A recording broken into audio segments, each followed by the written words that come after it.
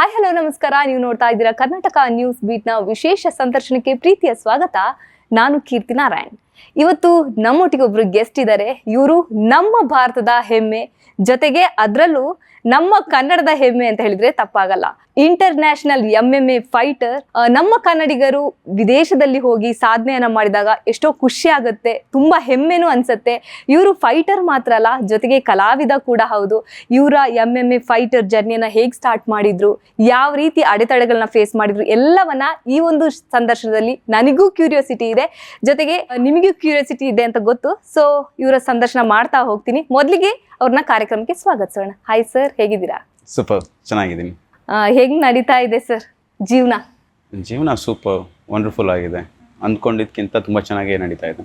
ದಿನ ಫೈಟಿಂಗ್ ಅಲ್ಲಿ start ಆಗ್ತಿದೆಯಾ life? Fighting ಅಂದರೆ ಇದೇ ನನಗೆ ಬ್ರೆಡ್ ಆ್ಯಂಡ್ ಬಟರ್. ಸೊ ಲೈಫಲ್ಲಿ ಹ್ಯಾಬಿಟ್ ಆಗಿಬಿಟ್ಟಿದೆ. ಬೆಳಗ್ಗೆ ಎದ್ದ ಟ್ರೈನಿಂಗ್ ಮಾಡು, ಬೇರೆಯವ್ರಿಗೆ ಟ್ರೈನಿಂಗ್ ಕೊಡು. So it's a part of life ಆಗಿಬಿಟ್ಟಿದೆ. ಹೆಂಗ್ ಸ್ಟಾರ್ಟ್ ಮಾಡಿದ್ರಿ ಸರ್ ನಿಮ್ಮ ಜರ್ನಿಯನ್ನ? ಈ ಒಂದು MMA ಫೈಟರ್ ಆಗೋದು ಅಷ್ಟು ಸುಲಭದ ಮಾತೇ ಅಲ್ಲ, ಅದರಲ್ಲೂ ಇಂಟರ್ನ್ಯಾಷನಲ್ MMA ಫೈಟರ್ ಬೇರೆ. ಸರ್ ಹೆಂಗ್ ಸ್ಟಾರ್ಟ್ ಮಾಡಿದ್ರಿ ನಿಮ್ಮ ಜರ್ನಿಯನ್ನ? ನಾನು ಫಸ್ಟು ರೆಸ್ಲಿಂಗಿಂದ, ನಮ್ಮ ತಂದೆ ಕೂಡ ರೆಸ್ಲರ್ ಇದ್ದರು. ಸೊ ನಾನು ಬೆಂಗಳೂರು ಬಂದಾಗ 14 ಇಯರ್ಸ್ ನಾನು ರೆಸ್ಲಿಂಗ್ ಹುಡ್ಕೊಂಡು ಬಂದವನು. ಸೊ ರೆಸ್ಲಿಂಗ್ ಸಿಕ್ಕಿಲ್ಲ, ನಾನು ಜೂಡೋ ಟ್ರೈನಿಂಗ್ ಸಿಕ್ತು ಸ್ಪೋರ್ಟ್ಸ್ ಹಾಸ್ಟೆಲಲ್ಲಿ ಸಾಯಿ. ಅಲ್ಲಿ ಆಲ್ಮೋಸ್ಟ್ ಒಂದು 7-8 ಇಯರ್ಸ್ ಇದ್ದೆ, ನ್ಯಾಷನಲ್ ಚಾಂಪಿಯನ್ ಆದೆ. ಆಮೇಲೆ ಡಿಫೆನ್ಸಲ್ಲಿ ನನಗೆ ಜಾಬ್ ಆಯಿತು. ಓಕೆ, ನಾನು 5 ಇಯರ್ಸ್ ಸರ್ವಿಸ್ ಮಾಡಿದೆ. ನನಗೆ ಒಂದು ಏಮ್ ಇದ್ದಿದ್ದು, ಅಟ್ಲೀಸ್ಟ್ ಇಂಡಿಯಾನ ರೆಪ್ರೆಸೆಂಟ್ ಮಾಡಬೇಕು, ಇಂಡಿಯಾಗೋಸ್ಕರ ಆಡಬೇಕು, ಮೆಡಲ್ ವಿನ್ ಆಗಬೇಕು ಅಂತ. ನಾನು ಡಿಫೆನ್ಸಲ್ಲಿ ಜಾಬ್ ಆದಾಗ ನನಗೆ 8 ಅವರ್ಸ್ ಡ್ಯೂಟಿ ಇರ್ತಾ ಇತ್ತು. ನನ್ನ ಟ್ರೈನಿಂಗ್ ಟೈಮ್ ಇರ್ತಾ ಇರಲಿಲ್ಲ, ಯಾಕಂದರೆ ನನಗೆ 19 ವರ್ಷಕ್ಕೆ ನನಗೆ ಜಾಬ್ ಆಗಿದ್ದು ಸೆಂಟ್ರಲ್ ಗೌರ್ಮೆಂಟದು. ಸೊ ನನ್ನ ಡ್ರೀಮ್ ಅಂದರೆ ಇಂಡಿಯಾ ಆಡಬೇಕು, ಇಂಡಿಯಾಗೆ ಮೆಡಲ್ ಹೊಡಿಬೇಕಾಗಿತ್ತು. ಸೊ ಅಲ್ಲಿ ಅದಾಗಲಿಲ್ಲ. ಸೊ 5 ಇಯರ್ಸ್ ಆದಮೇಲೆ ಜಾಬ್ನ ರಿಸೈನ್ ಮಾಡಿದೆ. ಎಲ್ಲ ಹೇಳ್ತಾ ಇದ್ರು ಸೆಂಟ್ರಲ್ ಗೌರ್ಮೆಂಟ್ ಜಾಬ್ ಯಾರು ಬಿಡ್ತಾರೆ, ಲೈಫ್ ಸೆಟಲ್ ಅಲ್ಲ, ಆರಾಮ್ ಮದುವೆ ಮಾಡ್ಕೊಂಡು ಮಕ್ಕಳು ಎಲ್ಲ ಇಟ್ಕೊಂಡು ಚೆನ್ನಾಗೇ ಇರ್ಬೋದಲ್ಲ ಅಂತ. ನಾನು ಅದು ಎಲ್ಲರೂ ಮಾಡ್ತಾರದು. I want to do something different from others. ಅಂದರೆ ಯಾಕಂದರೆ ಒಂದು ಚಿಕ್ಕ ಊರಿಂದ ಬಂದು ನಾಳೆ ದಿವಸ ಎಲ್ಲರೂ ಹುಡ್ತಾರೆ, ಎಲ್ಲರೂ ಸಾಯ್ತಾರೆ. ಇರೋದ್ರೊಳಗೆ ಏನು ಸಾಧಿಸ್ತೀಯಾ, 4 ಜನಕ್ಕೆ ಹೇಗೆ ನೀನು ಇನ್ಸ್ಪಿರೇಷನ್ ಆಗಿ ಬದುಕ್ತೀಯ ಅನ್ನೋದು ಅದು ನನ್ನಲ್ಲಿರೋದು. ಬದುಕಿದ್ರೆ 4 ಜನಕ್ಕೆ ಇನ್ಸ್ಪಿರೇಷನ್ ಆಗಿ ಬದುಕಬೇಕು ಅಂತ. ಸೊ ಹಾಗಾಗಿ ನಾನು ಜಾಬ್ ರಿಸೈನ್ ಮಾಡಿ, ಇಲ್ಲ ನಾನು ಆಚೆ ಕಡೆ ಏನೋ ಕೆಲಸ ಮಾಡಿಕೊಂಡು ಹಾರ್ಡ್ ವರ್ಕ್ ಮಾಡಿ ಇಂಡಿಯಾ ಆಡ್ತೀನಿ, ಮೆಡಲ್ ವಿನ್ ಹೊಡಿತೀನಿ ಇಂಡಿಯಾಗೋಸ್ಕರ, ಆ ಥರ ಮೈಂಡ್ ಸೆಟ್ ಇತ್ತು. ಸೊ ಮನೇಲಿ ಸಪೋರ್ಟ್ ಮಾಡಿದ್ರೆ ಸರ್ ಇದಕ್ಕೆ?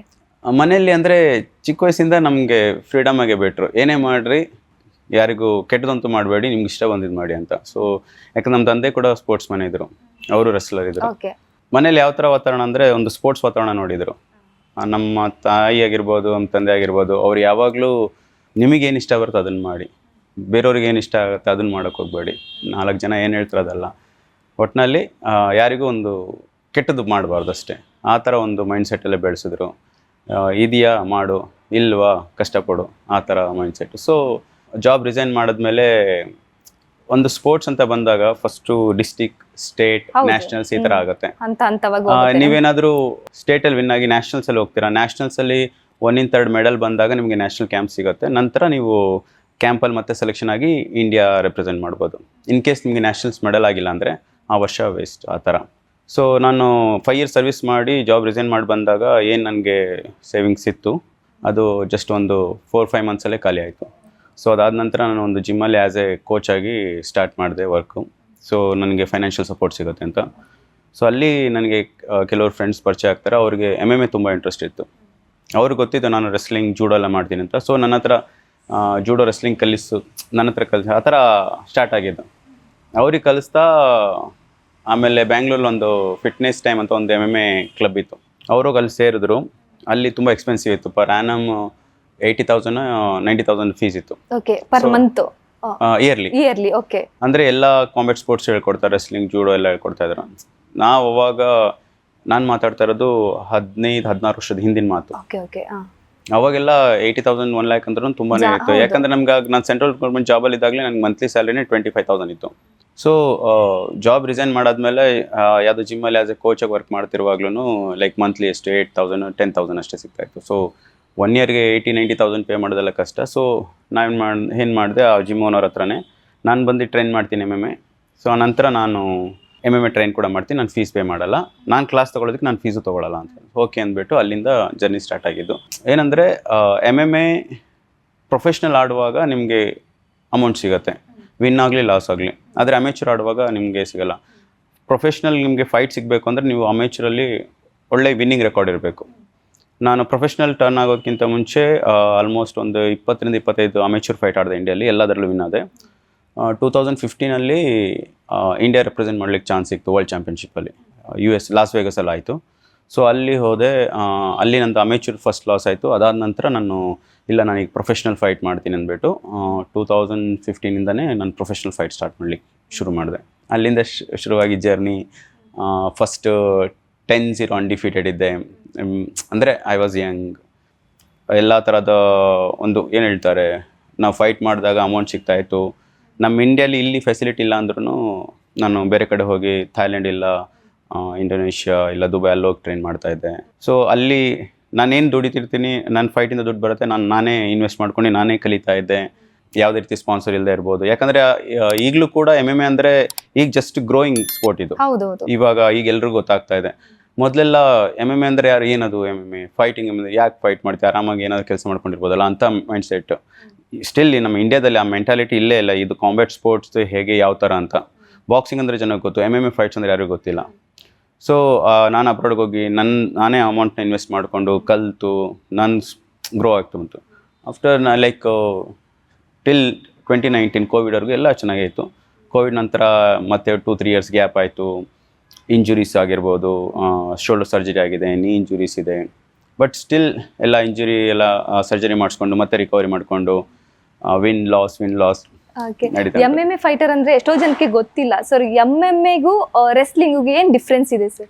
MMA is mix marshal art. Wrestling ಅಂದರೆ ಜಸ್ಟ್ ಗ್ರ್ಯಾಪಲ್ ಮಾಡೋದು, ಪಿನ್ ಡೌನ್ ಮಾಡೋದು. MMA ಅಲ್ಲಿ ಏನಂದರೆ ಈ ಥರ ಒಂದು ಕೇಜಲ್ಲಿ ಹಾಕ್ತಾರೆ, ಹೊಡಿ ಬಡಿ ಕೆಳಗಾಕು ಗುದ್ದು ಸಬ್ಮಿಷನ್ ಮಾಡೋ ಒಂದು ಫ್ರೀ ಸ್ಟೈಲ್. ಈಗ ಬಾಕ್ಸಿಂಗ್ ಅಂದ್ರೆ ಓನ್ಲಿ ಪಂಚ್ ಮಾಡಬೇಕು. ಇದಕ್ಕೆ ರೂಲ್ಸ್ ಅಂಡ್ ರೆಗ್ಯುಲೇಷನ್ಸ್ ಇದೆ. ರೂಲ್ಸ್ ಅಂಡ್ ರೆಗ್ಯುಲೇಷನ್ಸ್ ಇದೆ. ಅಂದ್ರೆ back of the head ಹೊಡಿಯೋಗಿಲ್ಲ, ಗ್ರಾಯಿನ್ ಹೊಡಿಯೋಗಿಲ್ಲ.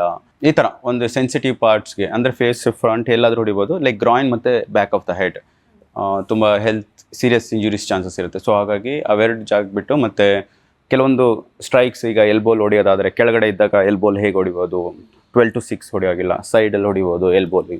So ಈ ಥರ ರೂಲ್ಸ್ ಅಂಡ್ ಕೆಲವೊಂದಿರುತ್ತೆ. ಪಾಯಿಂಟ್ ಸಿಸ್ಟಮ್ ಇರುತ್ತೆ. ಆಮೇಲೆ ನಾಕೌಟ್ ಮಾಡಿ ವಿನ್ ಆಗ್ಬೋದು, ಸಬ್ಮಿಷನ್ ಮಾಡಿ ವಿನ್ ಆಗ್ಬೋದು. ಸೊ ಲೈಕ್ ಒಂಥರ ಫ್ರೀ ಸ್ಟೈಲ್, ಲೈಕ್ ಹೊಡಿ ಇಲ್ಲ ಓಡಿಸ್ಕೋ ಅಷ್ಟೇ. ನಿಮ್ಮ ಫಸ್ಟ್ ಕಾಂಪಿಟೇಷನ್ ಅನ್ನ ಯಾವ ಕಂಟ್ರಿಯಲ್ಲಿ ಕೊಟ್ಟಿದ್ರಿ ನೀವು? ಫಸ್ಟ್ ನಾನು ಇಂಡಿಯಾದಲ್ಲಿ ಆಡಿದ್ದು. ನಾನು ಫಸ್ಟ್ ಇಂಟರ್ನ್ಯಾಷನಲ್ ಫೈಟ್ ಅಂತ ಆಡಿದ್ದು ಬ್ರೆಜಿಲಿಯನ್ ಅವರು, ವ್ಲಾಡಿಮಿರ್ ನಾಟೋ ಅಂತ ಹೇಳ್ಬಿಟ್ಟು. ಸೂಪರ್ ಫೈಟ್ ಲೀಗ್ 2016 ಅಲ್ಲಿ ಅದು ಫೈನಲ್ ಫೈಟ್ ಇತ್ತು. ಸೊ ಅವ್ರ ಜೊತೆ ಫಸ್ಟ್ ಟೈಮ್ ಆಗಿದ್ದು. ಅವಾಗಂದ್ರೆ ಇಂಡಿಯಾನಲ್ಲಿ ಫೈಟರ್ಸ್ ಬರ್ತಾ ಇದ್ದಾರೆ, ಬಟ್ ಇಂಟರ್ನ್ಯಾಷನಲ್ ಫೈಟರ್ಸ್ ಜೊತೆ ಆಡಿ ಅವ್ರಿಗೆ ಸೋಲ್ಸೋಷ್ಟು ಮೈಂಡ್ ಸೆಟ್ ಇಲ್ಲ. ಅವಾಗ ಕಾಂತರಾಜ ಇವನು ಎಷ್ಟು ರೌಂಡ್ ಉಳ್ಕೊಳ್ತಾನೆ, ಅವನ ಜೊತೆ ಯಾವ ಥರ ಗೆಲ್ತಾನೆ. ಅವನು ಜಿಜುತ್ಸು ಎಕ್ಸ್ಪರ್ಟ್ ಇದ್ದ, ನಾನು ಜೂಡೋ ಎಕ್ಸ್ಪರ್ಟು. ಲೈಕ್ ಪ್ರೆಸ್ ಕಾನ್ಫರೆನ್ಸಲ್ಲೂ ಕೂಡ ಮಾತಾಡುವಾಗ it's all about jujitsu versus judo ಅಂತ ಮಾತಾಡ್ತಾಯಿದ್ರು. ಬಟ್ ನಮ್ಮವರಿಗೆ ನಂಬಿಕೆ ಇರ್ತಾ ಇಲ್ಲ, ಅವ್ನು ಇಂಟರ್ನ್ಯಾಷನಲ್ ಬ್ರೆಜಿಲಿಯನ್ ಇದ್ದಾನೆ, ಅವನಿಗೆಲ್ಲ ಹೇಗೆ ಸೋಲ್ಸೋಕ್ಕಾಗುತ್ತೆ. ಬಟ್ ನನಗೆ ಕಾನ್ಫಿಡೆನ್ಸ್ ಇತ್ತು, ನಾನು ಹಾರ್ಡ್ ವರ್ಕ್ ಮಾಡಿದ್ದೆ, ನನ್ನ ಟೈಮ್ ಎಲ್ಲ ಲೈಕ್ ನಾನು ವಿನ್ ಆಗ್ತೀನಿ ಅಂತ ಇತ್ತು. ಸೊ ಆ ಫೈಟ್ ವಿನ್ ಆಗಿದೆ. ಅದೊಂದು first one of the best happiest moment ಅಂತ ಹೇಳ್ಬೋದು. ಯಾಕಂದರೆ ಇಂಡಿಯನ್ ಆ್ಯಸ್ ಎ ಫಾರಿನರ್ ಫೈಟರ್ಸ್ಗೆ ಸೋಲ್ಸೋದು ಒಂದು ರೀತಿ ಸರ್ಪ್ರೈಸ್ ಆಗಿತ್ತು ಎಲ್ಲರಿಗೂ. ಫಸ್ಟ್ ಫೀಲ್ ಹೇಗಿತ್ತು ಸರ್ ಅಲ್ಲಿ ಹೋಗಿ ಫೈಟ್ ಕೊಟ್ಟಾಗ? ಕಾಂಪಿಟೇಷನ್ ಫೇಸ್ ಮಾಡಿದಾಗೆಲ್ಲ ಹೆಂಗೆ ಫೀಲ್ ಇತ್ತು ಸರ್? ಭಯ ಇತ್ತಾ ಅಥವಾ ಕಾನ್ಫಿಡೆನ್ಸ್ ಇತ್ತಾ? ಒಂದು ಫಸ್ಟ್ ಫೀಲ್ ಅನ್ನೋದು ಇರುತ್ತೆ ಅಲ್ವಾ, ಹೆಂಗಿತ್ತು ಸರ್? ಕೆಲವರಿಗೆ ತುಂಬ ಆಂಗ್ಸೈಟಿ ಇರುತ್ತೆ, ನರ್ವಸ್ನೆಸ್ ಇರುತ್ತೆ. ಬಟ್ ನನಗೆ ಯಾವಾಗಲೂ ಎಕ್ಸೈಟ್ಮೆಂಟ್ ಇರ್ತಾ ಇತ್ತು. ಯಾಕಂದರೆ ನಾವು ಚಿಕ್ಕ ವಯಸ್ಸಲ್ಲಿ ಕುಸ್ತಿ ಆಡ್ತಾ ಇದ್ರಿ, ಮಟ್ಟಿ ಕುಸ್ತಿ ಆಕಾರದಲ್ಲಿ. ಮಟ್ಟಿ ಕುಸ್ತಿ ಎಲ್ಲ ಹೇಗಂದರೆ, ಈಗ ಯಾವುದೊಂದು ಕುಸ್ತಿ ಆಕಾಡಕ್ಕೆ ಹೋದರೆ ತುಂಬ ಜನ ಇರ್ತಾರೆ, ಆ ತಮಟೆ ಸದ್ದು, ಆಮೇಲೆ ಕುಸ್ತಿ ನಾವೇ ಹೋಗಿ ಅಪೋನೆಂಟ್ನ ಚೂಸ್ ಮಾಡೋದು. ಲೈಕ್ ನಮ್ಮಲ್ಲಿ ಏನೋ ಒಂದು ಭಯ ಅನ್ನೋದಿತ್ತು, ಅವಾಗಲೇ ಹೋಯ್ತು. ಸೊ ನಾವೇ ಹೋಗಿ ಚೂಸ್ ಮಾಡೋದು. ಈವನ್ ದಂಗಲ್ ಮೂವಿನಲ್ಲೆಲ್ಲ ನೋಡಿರ್ಬೋದು, ಯಾರನ್ನ ಚೂಸ್ ಮಾಡ್ತೇವೆ ಮಾಡೋ ಥರ. ನಾವು ನಮಗಿಂತ ಹೆವಿ ಆಗಿರೋರು, ಎಕ್ಸ್ಪೀರಿಯನ್ಸ್ ಇರೋರನ್ನ ಚೂಸ್ ಮಾಡ್ತಾ ಇದ್ವಿ. ಸೊ ನಮ್ಗೆ ಯಾವಾಗಲೂ ಟಫ್ ಅಪೋನೆಂಟ್ ಬೇಕಂತ.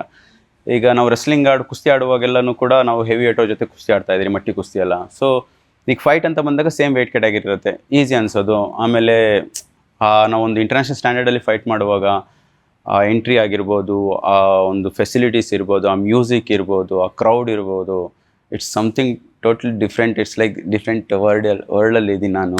Can't express that word. ಯಾಕಂದರೆ ಆ್ಯಸ್ ಎ ವೀಕ್ಷಕನಾಗಿ ನೋಡೋದಕ್ಕೂ ಆ್ಯಸ್ ಎ ಫೈಟರ್ ಆಗಿ ಕೇಜ್ ಒಳಗಡೆ ಗೋಳು ಹೊಡೆದಾಡ ಮಾಡೋದಕ್ಕೂ ತುಂಬಾ ಡಿಫ್ರೆನ್ಸ್ ಇರುತ್ತೆ. ಫಸ್ಟ್ ಸ್ಯಾಲ್ರಿ ಎಷ್ಟು ಸಿಕ್ಕಿತ್ತು ಸರ್ ಫೈಟ್ದು ಫೈಟದು? ಐ ಥಿಂಕ್ 40,000 ಅನ್ಕೋತೀನಿ. ಓಕೆ, ಫಸ್ಟ್ ಯಾವ ಇಯರ್ ಅಲ್ಲಿ ಸರ್ ಅದು? ಅದು 2015 2015 ಫ್ರಮ್ ಸ್ಕ್ರಾಚ್ ಇಂದ ನಿಮ್ಮ ಜರ್ನಿನ ಸ್ಟಾರ್ಟ್ ಮಾಡಿದ್ರಿ, ಇವಾಗ ಒಂದು ಹಂತಕ್ಕೆ ರೀಚ್ ಆಗಿದ್ದೀರಿ ಸರ್. ಭಾರತಕ್ಕೂ ಹೆಮ್ಮೆ, ಕನ್ನಡಿಗರಿಗೂ ಹೆಮ್ಮೆ ನಿಮ್ಮ ಒಂದು ಜರ್ನಿನ ನೋಡಿದಾಗ. ಇವಾಗ ಫ್ರಮ್ ಸ್ಕ್ರಾಚ್ ಇಂದ ಇಲ್ಲಿ ತನಕ ನಿಮ್ಮ ಜರ್ನಿಯನ್ನು ನೋಡಿದಾಗ ಎಷ್ಟು ಪ್ರೌಡ್ ಫೀಲ್ ಆಗುತ್ತೆ ಸರ್? ರಿಯಲಿ ಆನೆಸ್ಟಾಗಿ ಯೂಶಲಿ ನಮ್ಮ ಈ ಸ್ಪೋರ್ಟಲ್ಲಿ ಆಫ್ಟರ್ 30 ತುಂಬಾ ಕಮ್ಮಿ ಜನ ಕಂಟಿನ್ಯೂ ಮಾಡೋದು. ಸ್ಟಿಲ್ ಐಮ್ 34 ನಾವು. ಸೊ ನಾನು ಯಾವಾಗಲೂ ನಾನು ಪ್ರೌಡ್ ಫೀಲ್ ಮಾಡ್ತೀನಿ ಒಂದು ವಿಷಯಕ್ಕೆ, ದೇವ್ರು ನನಗೆ ಆ ಸ್ಟ್ರಾಂಗ್ ಮೈಂಡ್ಸೆಟ್ ಕೊಟ್ಟಿದ್ದಾನೆ. Never give up. ಜನ ಏನು ಮಾತಾಡ್ತಾರೆ ಓಕೆ, ಯಾಕಂದರೆ ನನ್ನ ಲಾಸ್ಟ್ 2 ಫೈಟ್ ನಾನು ಲಾಸ್ ಆಗಿರೋದು. ಈಗ ಇವನು ಆಲ್ರೆಡಿ ವಯಸ್ಸಾಯ್ತಿನ ಪರ್ಫಾರ್ಮೆನ್ಸ್ ಹೋಗಿದೆ, ಫಾರ್ಮ್ ಹೋಗಿದೆ, ಈಗ ಅವನು ರಿಟೈರ್ಮೆಂಟ್ ಅನೌನ್ಸ್ ಮಾಡಬೇಕು ಅಂತ ಆ ಥರ ಮಾತಾಡ್ತಾರೆ ಜನ. ನಾನು ಅದಕ್ಕೆಲ್ಲ ತಲೆನೇ ಕೆಡಿಸ್ಕೊಳ್ಳಲ್ಲ. Because I choose in this. ನಾನು ಆಯ್ಕೆ ಮಾಡಿದ್ದು, ನಾನು ಹಾರ್ಡ್ ವರ್ಕ್ ಮಾಡೋದು, ನನ್ನ ಟೈಮು, ನನ್ನ ಎಫರ್ಟ್ ಹಾಕೋದು. ಯಾರೋ ಒಬ್ಬ ಜೀವನದಲ್ಲಿ ಒಮ್ಮೆನೂ ಅವನು ರಿಂಗ್ ಒಳಗಡೆ ಕಾಲಿಟ್ಟಿಲ್ಲ, ಅವನು ಯಾರೋ ನನ್ನ ಪರ್ಫಾರ್ಮೆನ್ಸ್ ಬಗ್ಗೆ ಜಡ್ಜ್ ಮಾಡಿದೆ ಅಂದ್ಬಿಟ್ಟು ನಾನು ನೋವೇ ಚಾನ್ಸ್ ಇಲ್ಲ. ಸೊ ನಾನು ಪ್ರೌಡ್ ಫೀಲ್ ಮಾಡ್ಕೊಳ್ತೀನಿ. ಒಂದು ಬೇರೆಯವ್ರು ಏನು ಹೇಳ್ತಾರೆ ಅದು ಕಿವಿಗೆ ಹಾಕ್ಕೊಳ್ಳಲ್ಲ. ಇದು ನನ್ನ ಜೀವನ. ಒಂದು ಐ ಆಲ್ವೇಸ್ ಥ್ಯಾಂಕ್ ಗಾಡ್ ನನಗೆ ಆ ಒಂದು ಮೆಂಟ್ಯಾಲಿಟಿ ಕೊಟ್ಟಿರೋದಕ್ಕೆ. ಕಷ್ಟಪಡು, ನಿನಗೇನು ಅದು ಸಿಗಬೇಕೋ ಅದು ಸಿಕ್ಕೇ ಸಿಗತ್ತೆ. ಅದೇ ನಮ್ಮ ಕರ್ತವ್ಯ ನಾವು ಮಾಡ್ತಾ ಇದ್ವಿ. ಹಂಗಾದ್ರೆ ನೀವು ಹೇಳ್ತಾ ಇರೋದು ನೋಡಿದ್ರೆ ನಿಮ್ಮ ಈ ಜರ್ನಿಯಲ್ಲೂ ನೆಗೆಟಿವ್ ಪೀಪಲ್ಸ್ ಇದ್ರು, ಹಿಂದೆನ ಮಾತಾಡೋರು ಇದ್ರು ಅಂತ ಅನ್ಸತ್ತೆ. ಎಲ್ಲ ಕಡೆ ಎಲ್ಲ ಫೀಲ್ಡಲ್ಲೂ ಇರ್ತಾರೆ, ಪ್ರತಿಯೊಬ್ಬರೂ ಇರ್ತಾರೆ. ಯಾಕಂದರೆ ನಮ್ಮಲ್ಲಿ ಒಬ್ಬ ಬೆಳೀತಿದ್ದಾನೆ ಅಂದ ತಕ್ಷಣವೇ ಅವ್ನಿಗೆ ಹೆಂಗಾರು ಒಂದು ಕುಗ್ಗಿಸ್ಬೇಕು, ಅವ್ನಿಗೆ ಮೂಲೆಗೆ. ಯಾಕಂದರೆ ನಮ್ಮ ಜೊತೆ ಇದ್ದವನು ಇವತ್ತು ಆ ಲೆವೆಲಿಗೆ ಬೆಳೀತಾ ಇದ್ದಾನ, ಬೆಳೆದ್ಬಿಟ್ನಾ, ಆ ಥರ ಜನ ಬೆಳೆದ ಮೇಲೆ ಒಂದು ಲೆವೆಲ್ಗೆ ಎಲ್ಲರೂ ಬರ್ತಾರೆ ನಮ್ಮವರು ಅಂತ. ಆ ಒಂದು ಇನಿಷಿಯಲ್ ಡೇಸ್ನಲ್ಲಿ ಏನು ಸ್ಟ್ರಗಲ್ ಮಾಡ್ತಿರೋ ಡೇಸಲ್ಲಿ ವೆರಿ ರೇರ್ ಬಂದುಬಿಟ್ಟು ಸಪೋರ್ಟ್ ಮಾಡಿ ಓಕೆ ನೀ ಮಾಡು ನಾನು ಇರ್ತೀನಿ ಅಂತ ಹೇಳೋರು. ಸರ್ಕಾರದಿಂದ ಸಪೋರ್ಟ್ ಸಿಕ್ಕಿತ್ತ ಆ ಟೈಮಲ್ಲಿ? ಇಲ್ಲ, ನಿಮ್ಮ ಹಾರ್ಡ್ ವರ್ಕ್ ಒಂದೇ ನಿಮ್ಮ ಸಪೋರ್ಟ್. ಸರ್ಕಾರ ಅಂದರೆ ಈಗ ನೋಡಿ, ಗೌರ್ಮೆಂಟ್ ಯಾವಾಗಲೂ ಒಲಿಂಪಿಕ್ ಸ್ಪೋರ್ಟ್ಗೆ ಸಪೋರ್ಟ್ ಮಾಡುತ್ತೆ, ಸ್ಕಾಲರ್ಶಿಪ್ ಕೊಡುತ್ತೆ. MMA ಒಂದು ಪ್ರೈವೇಟ್ ಸ್ಪೋರ್ಟ್. ಲೈಕ್ ಇದು ಯಾವುದೇ ಒಂದು ಗೌರ್ಮೆಂಟ್ ಅಂಡರಲ್ಲಿ ಬರಲ್ಲ, ಯಾವುದೋ ಒಂದು ಪ್ರೈವೇಟ್ ಆರ್ಗನೈಸೇಷನಲ್ಲಿ ಇದು ಮಾಡೋದು. ಎಸ್ಪೆಷಲಿ ನಮ್ಮ ಇಂಡಿಯಲ್ಲಿ ಇದಕ್ಕೆ ಯಾವುದೇ ರೆಕಗ್ನೇಷನ್ ಇಲ್ಲ, ಸಪೋರ್ಟು ಇಲ್ಲ. ಸೊ ಆದರೆ ಯುರೋಪಿಯನ್ ಕಂಟ್ರೀಸ್ನಲ್ಲೆಲ್ಲ ಅಂದರೆ ಒಬ್ಬ MMA ಫೈಟರ್ ಅಂದರೆ ಅಲ್ಲೆಲ್ಲ ಅವ್ರದ್ದೇ ಒಂದೊಂದು ಮ್ಯಾನೇಜ್ಮೆಂಟ್ ಇರುತ್ತೆ, ಅವ್ರದ್ದು ಒಂದು ಆರ್ಗನೈಸೇಷನ್ ಇರುತ್ತೆ. ಅವ್ರಿಗೆ ಯಾವ ರೀತಿ ಸಪೋರ್ಟ್ ಬೇಕು, ಫೈನಾನ್ಷಿಯಲಿ ಇರ್ಬೋದು ಅಥವಾ ಟ್ರೈನಿಂಗ್ ಫೆಸಿಲಿಟೀಸ್ ಇರ್ಬೋದು, ಎಲ್ಲ ಪ್ರೊವೈಡ್ ಮಾಡ್ತಾರೆ. ಬಟ್ ಸೊ ಲೈಕ್ ನಾನು ಇನಿಷಿಯಲ್ ಡೇಸಲ್ಲಿ ಸ್ಟಾರ್ಟ್ ಮಾಡಿದಾಗ every day around 100 kilometres bike ಓಡಿಸ್ತಾ ಇದ್ದೆ, ಒಂದು ಕಡೆಯಿಂದ ಇನ್ನೊಂದು ಕಡೆಗೆ ಪ್ರಾಕ್ಟೀಸ್ ಮಾಡಲಿಕ್ಕೆ. ಲೈಕ್ ಒಂದು ಕಡೆ ಜೂಡೋ ಮಾಡಿದ್ರೆ ಇನ್ನೊಂದು 23 ಕಿಲೋಮೀಟರ್ ಹೋಗಿ ಬಾಕ್ಸಿಂಗ್ ಮಾಡ್ತಾ ಇದ್ದೆ. ಲೈಕ್ ಕಂಟ್ರೋವಲ್ಲಿ ಎಂಡೂರೆನ್ಸ್ ಟ್ರೈನಿಂಗ್ ಮಾಡಿದ್ರೆ ಬಾನಸ್ವಾಡಿಗೆ ಹೋಗಿ MMA ಟ್ರೈನಿಂಗ್ ಮಾಡ್ತಾಯಿದ್ದೆ. ಮತ್ತು ಬನ್ನೇರ್ಘಟ್ಟ ರೋಡಿಗೆ ಬಂದು ಅಲ್ಲೆಲ್ಲೋ ಮತ್ತೇನೋ ಟ್ರೈನಿಂಗ್ ಮಾಡ್ತಾಯಿದ್ದೆ. ಬೆಳಗ್ಗೆ ಬ್ಯಾಗ್ ತೊಗೊಂಡು ಬೈಕ್ ಎತ್ಕೊಂಡು ಬಂದರೆ ನೈಟ್ವರೆಗೂ ತಿರುಗಾಡೋದೆ, ಅಲ್ಲಿ ಇಲ್ಲಿ ಊಟ ಮಾಡಿಕೊಂಡು ತಿನ್ಕೊಂಡು ಟ್ರೈನಿಂಗ್ ಮಾಡಿಕೊಂಡು. ಸೊ ಅವಾಗ ನನ್ನ ವಿಷನ್ ಇತ್ತು, ಲೈಕ್ ಇನ್ ಫ್ಯೂಚರಲ್ಲಿ ನಾನು ಸ್ಟಾರ್ಟ್ ಮಾಡಿದ್ರೆ ನನ್ನ ಅಕಾಡೆಮಿನಲ್ಲಿ ಎಲ್ಲ ಫೆಸಿಲಿಟೀಸ್ ಇರಬೇಕು. ಒಂದು proper training facilities, coaches, wrestling ಅಂದರೆ ಪ್ರಾಪರ್ ರೆಸ್ಲಿಂಗ್ ಕ್ವಾಲಿಫೈಡ್ ಕೋಚಸ್ ಇರಬೇಕು, ಬಾಕ್ಸಿಂಗ್ ಕ್ವಾಲಿಫೈಡ್ ಕೋಚಸ್ ಇರಬೇಕು, ಜೂಡೋಗೂ ಕ್ವಾಲಿಫೈಡ್ ಕೋಚಸ್ ಇರಬೇಕು. ಮತ್ತು ಫೆಸಿಲಿಟೀಸ್ ಅಂದರೆ ಜಸ್ಟ್ ಬ್ಯಾಗು, ಪಂಚಿಂಗ್ ಬ್ಯಾಗ್ ಅಥವಾ ರಿಂಗ್ ಇಟ್ಕೊಳೋದಲ್ಲ, proper strength and conditioning facilities ಇರಬೇಕು. ಸೊ ಅದೊಂದು ನಂದು ವಿಷನ್ ಇತ್ತು, ನಾನು ಮುಂದೆ ಸ್ಟಾರ್ಟ್ ಮಾಡಿದೆ. ಸೊ ಅದನ್ನು ಮೈಂಡಲ್ಲಿ ಇಟ್ಕೊಂಡು ಸೊ ಈಗ ನಮ್ಮ ಕಾಂಬ್ಯಾಟ್ ಅಂತ ಹೇಳ್ಬಿಟ್ಟು ಇದೇ ಬೆಂಗಳೂರಲ್ಲಿ ನಾವು ಸ್ಟಾರ್ಟ್ ಮಾಡಿರೋದು. ಸೊ ಇಲ್ಲಿ ನಮ್ಮಲ್ಲಿ proper as A not only for MMA, ಒಂದು ಸ್ಕೂಲ್ ಸ್ಟೂಡೆಂಟ್ ಇರ್ಬೋದು, ಕಾಲೇಜ್ ಸ್ಟೂಡೆಂಟ್ ಇರ್ಬೋದು, ಅವ್ರಿಗೆ ಯಾವ ಥರ ಬೆನಿಫಿಟ್ ಆಗುತ್ತೆ. ಯಾಕಂದರೆ ಈಗ ಜೂಡೋ, ರೆಸ್ಲಿಂಗ್, ಬಾಕ್ಸಿಂಗ್ ಎಲ್ಲ ಒಲಿಂಪಿಕ್ ಸ್ಪೋರ್ಟ್ಸ್, ಅವ್ರದ್ದು ಸ್ಕೂಲ್ ಕಾಲೇಜ್ ಟೂರ್ನಮೆಂಟು ಇರುತ್ತೆ. ಅವರು ಆ ಟೂರ್ನಮೆಂಟಲ್ಲಿ ಪಾರ್ಟಿಸಿಪೇಟ್ ಮಾಡಿ ಮೆಡಲ್ ವಿನ್ ಆದಾಗ ಅವ್ರು ನೆಕ್ಸ್ಟ್ ಏನಾದರೂ ಮೆಡಿಕಲ್, ಇಂಜಿನಿಯರಿಂಗ್ ಹೋದಾಗ ಸ್ಪೋರ್ಟ್ಸ್ ಕೋಟಲ್ಲಿ ಸೀಟ್ ಸಿಗೋ ಚಾನ್ಸಸ್ ಇರುತ್ತೆ. ಮತ್ತು ಸ್ಕಾಲರ್ಶಿಪ್ ಆಗಿರ್ಬೋದು. ಈಗ ಕೆಲವರು ಓಕೆ ನಮಗೆ MMA ಅಥವಾ ಈ ಥರ ಇದರಲ್ಲಿ ಕರಿಯರ್ ಬಿಲ್ಡ್ ಮಾಡಬೇಕು ಅನ್ನೋರು ಕೂಡ ನಾವು ಆ ರೀತಿಯಾದಂಥ ಟ್ರೈನಿಂಗ್ನ ಇಲ್ಲಿ ನಮ್ಮ ಕಾಂಬ್ಯಾಟಲ್ಲಿ ಕೊಡ್ತೀವಿ. ನೀವು ಹೇಳಿದ್ರಿ ಇವಾಗಲೇ ಇದೊಂಥರ ಪ್ರೈವೇಟ್ ಸ್ಪೋರ್ಟ್ ಅಂತ. ನಿಮಗೆ ಈ ಒಂದು ಫೈಟ್ ಟೈಮಲ್ಲಿ ಏನಾದ್ರು ಇಂಜುರೀಸ್ ಆದರೆ, ಲೈಕ್ ನಿಮ್ಮ ಇಂಜುರೀಸ್ ಆಗಿರೋದನ್ನ ಖರ್ಚನ್ನ ಯಾರು ಬೇರ್ ಮಾಡ್ತಾರೆ? ಲೈಕ್ ಗೌರ್ಮೆಂಟ್ ಸಪೋರ್ಟ್ ಮಾಡತ್ತಾ? ಯಾಕಂದರೆ ಈಗ ನಾವು ಫಸ್ಟ್ ನಮ್ಮದು ಹೆಲ್ತ್ ಇನ್ಶೂರೆನ್ಸ್ ಎಲ್ಲ ಮಾಡಿಸ್ಕೊಂಡಿದ್ದೀವಿ. So no issues. ನಾಲೆಜ್ ಇರಬೇಕು. ಫಸ್ಟೆಲ್ಲ ನಮಗೆ ಸ್ಟಾರ್ಟ್ ಮಾಡಿದಾಗ ಅಷ್ಟು ಐಡಿಯಾಸ್ ಇರಲಿಲ್ಲ. ಒಂದು ಹೆಲ್ತ್ ಇನ್ಶೂರೆನ್ಸ್ ಅಂದರೆ ಏನು, ಈಗ ಮ್ಯಾನೇಜ್ಮೆಂಟ್ ಅಂದರೆ ಏನು, ನಮ್ಮನ್ನ ಮ್ಯಾನೇಜ್ ಮಾಡೋರು ಹೇಗೆ, ಯಾವ ಥರ ಎಕ್ಸಾಂಪಲ್ ನಾನು ಫಸ್ಟು ಸೂಪರ್ ಫೈಟ್ ಲೀಗ್ ಆಡುವಾಗ ಪಂಜಾಬ್ ಟೀಮ್ಗೆ ಆಡ್ತಾ ಇದ್ದೆ. ಫಸ್ಟ್ ಸೀಸನ್ ನಾವು ವಿನ್ನರ್ಸ್ ಆದಾಗ ಆಲ್ಮೋಸ್ಟ್ ಒಂದು 25-30 ಲ್ಯಾಕ್ಸ್ ಕ್ಯಾಶ್ ಪ್ರೈಸು. ಆದರೆ ಆ ಟೈಮಲ್ಲಿ ನಮ್ಮ ಕೈಗೆ ಸಿಕ್ಕಿದ್ದು ಒಂದು 10-12 ಲಕ್ಷ ಅಷ್ಟೇ ಕೈಗೆ. ಬಟ್ ಅಂದರೆ ಅವಾಗ 18% GST, 10% TDS, 30% ಮ್ಯಾನೇಜ್ಮೆಂಟ್ ಫೀಸು, ಆ ಥರ ಎಲ್ಲ. ಸೊ ನಮ್ಗೆ ಅವಾಗೆಲ್ಲ ಗೊತ್ತಿಲ್ಲ ಯಾವ ಥರ ಹೇಗೆ ವರ್ಕ್ ಆಗುತ್ತೆ ಅಂತ. ಸೊ ನಮ್ಗೆ ಅವಾಗ 1000 ರೂಪಾಯಿಗೂ ಕಷ್ಟಪಡ್ತಿರುವಾಗ 10 ಲಕ್ಷ 12 ಲಕ್ಷ ಸಿಗ್ತಾಯಿದೆ ಅಂದಾಗ ತೊಗೊಂಡು ಕಾಂಟ್ರಾಕ್ಟ್ ಎಲ್ಲ ಸೈನ್ ಮಾಡಿದ್ರಿ. ಬಟ್ ಇವಾಗ ನಮ್ಮ ಮುಂದೆ ಈಗ ಬೆಳೆಯೋರಿಗೆ ನಾವು ಒಂದು ಗೈಡೆನ್ಸ್ ಆಗಿ ಮಾಡ್ಬೋದು. ಯಾರು ಒಂದು ಮ್ಯಾನೇಜ್ಮೆಂಟ್ಸ್ ನಿಮಗೆ ಕಾಂಟ್ಯಾಕ್ಟ್ ಮಾಡ್ತಾ ಇದ್ದಾರೆ ಸೈನ್ ಮಾಡಲಿಕ್ಕೆ, ಟರ್ಮ್ಸ್ ಆ್ಯಂಡ್ ಕಂಡೀಷನಿಗೆ ಏನಿದೆ, ಎಕ್ಸಿಟ್ ಕ್ಲಾಸ್ ಏನಿದೆ, ಏನೆಲ್ಲ ಬೆನಿಫಿಟ್ ಇದೆ ಅವ್ರ ಕಡೆಯಿಂದ, ಏನೆಲ್ಲ ನಿಮಗೆ ಪ್ರೊವೈಡ್ ಮಾಡ್ತಾ ಇದ್ದಾರೆ. ಸೊ ಅದೆಲ್ಲ ಯಾಕಂದರೆ ನಮ್ಮ ಒಂದು ನೆಗೆಟಿವ್ ಥಿಂಗ್ಸ್ ಅಂದರೆ ನಮ್ಮ ಇಂಡಿಯಾನಲ್ಲಿ ಸ್ಟಿಲ್ ಅದು ಸ್ಪೋರ್ಟ್ಸ್ ಕಲ್ಚರ್ ಇಲ್ಲ. ಕೆಲವೊಂದು ಸ್ಪೋರ್ಟ್ಸ್ಗೆ ಮಾತ್ರ ಅದು ಸೀಮಿತ ಆಗಿದೆ. ಈ ಎಸ್ಪೆಷಲಿ ಈಗ ಬಾಕ್ಸಿಂಗ್, ಜೂಡೋ, ರೆಸ್ಲಿಂಗ್ ಅಂದರೆ ಯಾರು ಆಡ್ತಾರೆ? ದುಡ್ಡಿರೋ ಅಂಥ ಮಕ್ಕಳು ಅಂತೂ ಯಾರು ಆಡಲ್ಲ. ಶ್ರೀಮಂತರ ಮಕ್ಕಳೆಲ್ಲ ಏನು ನನ್ನ ಮಗನಿಗೆ ಯಾಕೆ ಬೇಕು ಬಾಕ್ಸಿಂಗ್, ಮುಖಾಮುಖಿ ಯಾಕೆ ಹೊಡ್ಸ್ಕೋಬೇಕು? 99% ಈ ಸ್ಪೋರ್ಟಿಗೆ ಬರೋರು ಲೋವರ್ ಮಿಡಲ್ ಕ್ಲಾಸು, ಪುವರ್ ಫ್ಯಾಮಿಲಿಯಿಂದ. ಯಾಕಂದರೆ ಈಗ ನಾನು ಕ್ರಿಕೆಟು, ಬ್ಯಾಡ್ಮಿಂಟನ್ನು, ಟೆನ್ನಿಸ್ ಆಡೋಕ್ಕಾಗಲ್ಲ, ಗಾಲ್ಫ್ ಆಡೋಕ್ಕಾಗಲ್ಲ. ಫೈಟಿಂಗ್ ಏನು ಬೇಕು? ಒಂದು ಹಾರ್ಟ್ ಇದ್ದರೆ ಸಾಕು. ಹೊಡಿತೀನಿ ಅನ್ನೋ ಒಂದು ಮೈಂಡ್ ಸೆಟ್ ಇದ್ದರೆ ಸಾಕು. ಈ ಜಿಮ್ ಮಾಡೋರಿಗೆ, ಫೈಟರಿಗೆಲ್ಲ ಸ್ವಲ್ಪ ಕೋಪ ಜಾಸ್ತಿ ಅಂತ ಕೇಳ್ಪಟ್ವಿ, ಹೌದಾ? ಯಾವ ಸಿಚುವೇಶನ್ಗೆ ಅದು ಬರುತ್ತೆ ಕೋಪ, ಅದು ತುಂಬಾ ಇಂಪಾರ್ಟೆಂಟು. ಲೈಕ್ ನಮ್ಮ ಫೈಟಲ್ಲಿ ನಮ್ಮ ಕಾಂಬ್ಯಾಟ್ ಸ್ಪೋರ್ಟ್ಸ್ ಅಂದರೆ ಮಾರ್ಷಲ್ ಆರ್ಟ್ಸ್ ಅಂದ್ರೆ ಕಾಮ್ ಆಗಿರೋದು.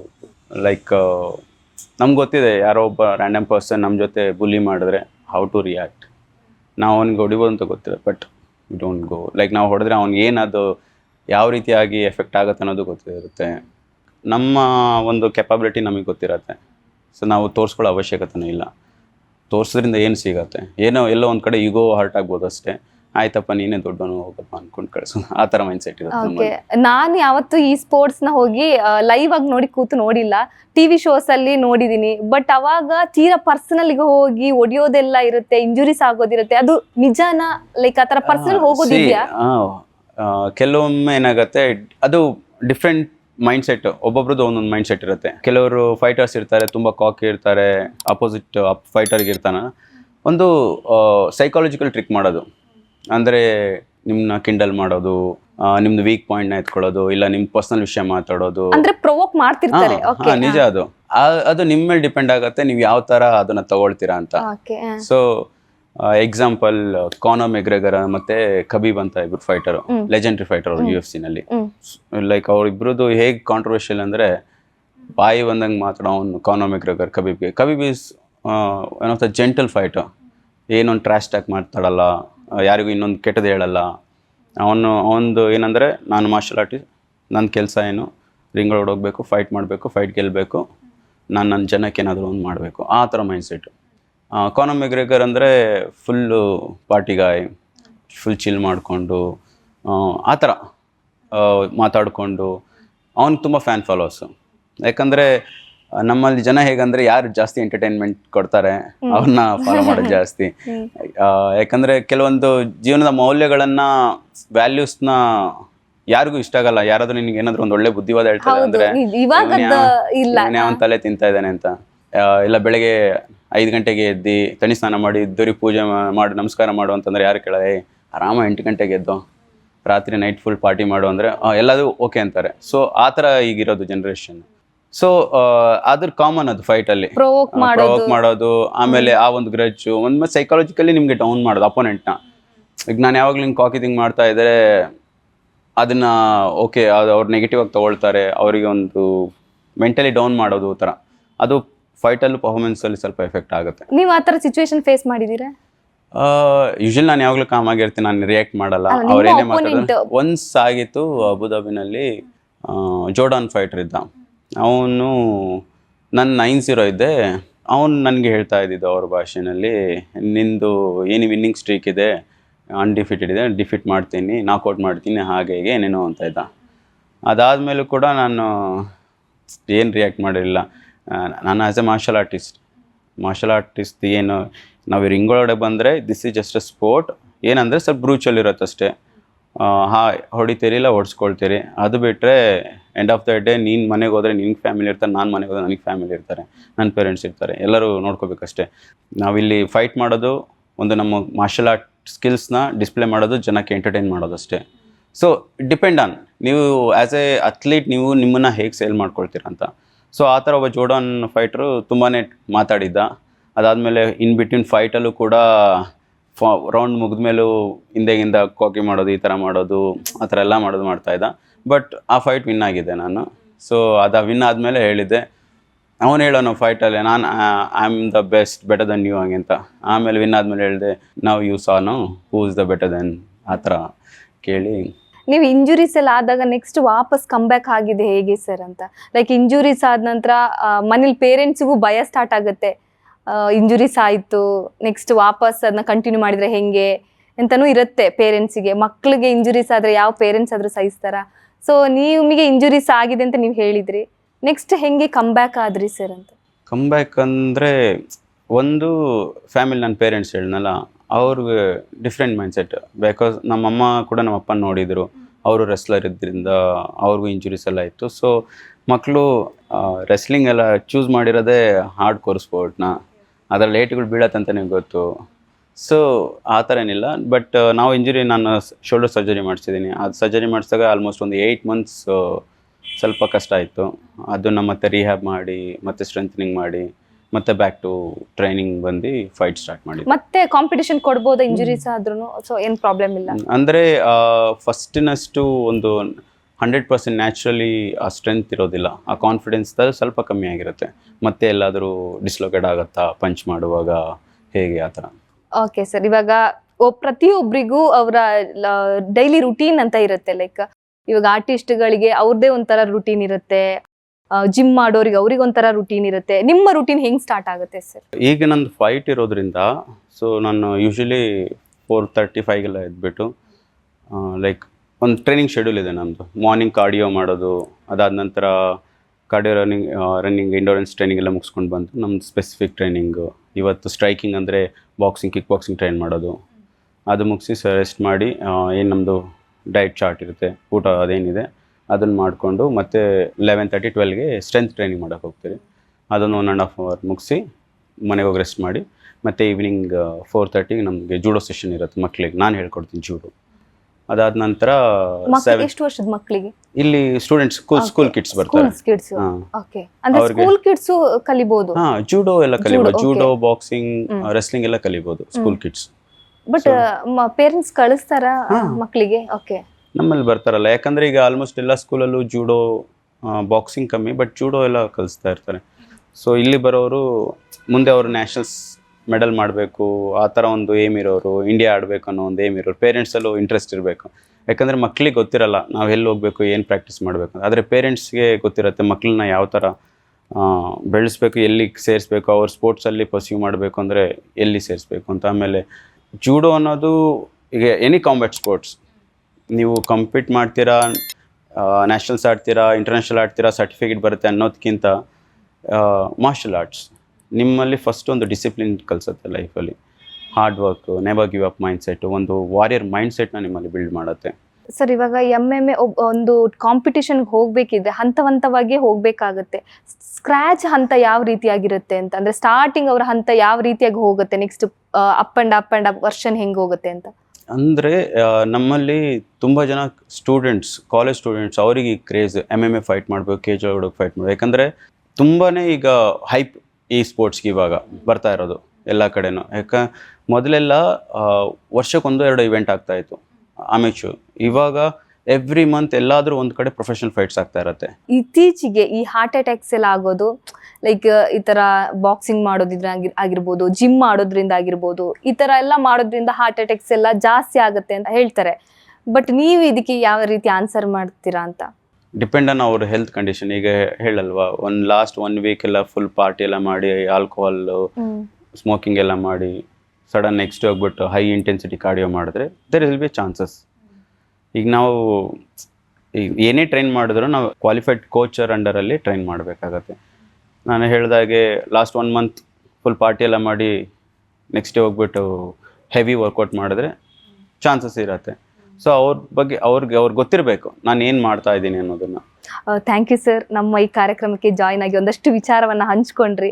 ನೆಕ್ಸ್ಟ್ ನಮ್ಮ ಬೆಂಗಳೂರಲ್ಲಿ, ಅದರಲ್ಲೂ ನಮ್ಮ ಕರ್ನಾಟಕಕ್ಕೆ ಒಂದು ಹೆಮ್ಮೆ, ನೀವು ಇದೇ ಮಂತ್ ಏಪ್ರಿಲ್ 18ಗೆ ಬೆಂಗಳೂರಲ್ಲೇ ಆಡ್ತಾ ಇದ್ದೀರಾ. ಸೊ ನಮಗೊಂಥರ ಖುಷಿ ವಿಚಾರ. ಆಲ್ ದಿ ಬೆಸ್ಟ್ ಸರ್, ಒಳ್ಳೇದಾಗಲಿ ಸರ್ ಎಲ್ಲವೂ. ನೀವು ಅನ್ಕೊಂಡಿರೋದೆಲ್ಲ ಆಗಲಿ, ಜೊತೆಗೆ ಇನ್ನಷ್ಟು ಕಾಂಪಿಟಿಷನ್ ಕೊಡಿ, ಇನ್ನಷ್ಟು ನಮ್ಮ ಕನ್ನಡಕ್ಕೆ ಹೆಮ್ಮೆ ತರುವಂಥ ಕೆಲಸ ಮಾಡಿ. Thank you so much sir. Thank you.